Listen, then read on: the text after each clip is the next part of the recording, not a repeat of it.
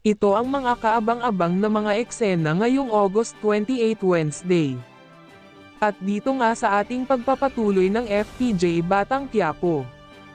Sa pag-uusap nga ni David at ng kanyang amang si Rigor ay para talagang batang walang kamuwang-muwang kung makaiyak itong si David, at sabi niya sa kanyang ama na wala na daw silbi ang kanyang buhay at di niya alam kung paano magsisimula, dahil nga walang kaalam-alam itong si Rigor sa tunay na nangyari at kung anong kahayupan ang ginawa ng kanyang paboritong anak ay agad din namang naniwala itong si Rigor at sinabing, hindi ka naman nagkulang sa kanila.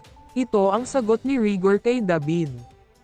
Mapunta naman tayo kanila Santino at Marites. Habang nag-uusap nga itong mag-inang si Santino at Marites ay nagsabi itong si Santino na, hindi siya makapaniwala na nangyari ito sa ate Camille niya dahil sobrang biglaan talaga ang kanyang pagkawala, at dahil doon ay sumagot din naman agad itong si Marites kay Santino na, malakas ang kanyang kutob na hindi talaga aksidente ang nangyari kay Camille.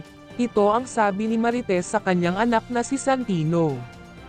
Pero habang nag-uusap nga itong mag-inang si Marites at Santino ay wala silang kaalam-alam na nakikinig lang pala itong si David sa kanilang dalawa, at dito nga ay tila tagilid si David dahil meron nang nagdududa sa pagkawala ni Camille at kung ano talaga ang tunay na nangyari. At siguro ay napatanong sa kanyang isip itong si Marites ng kung anong ginagawa ni Camille sa harap ng simbahan at kung anong rason kung bakit pumunta siya doon. Mapunta naman tayo kanila Tanggol at Divina, at dito nga ay nagpakilala na itong si Divina sa mga kasama ni Tanggol na sila Primo, at dito ay nagulat sila Ben nung nagsabi si Divina na isa si Tanggol sa may-ari ng mga ari-arian na tinutukoy ni Divina. At sabay sabi ni Ben na kung bakit naging isa sa may-ari si Tanggol sa mga ito.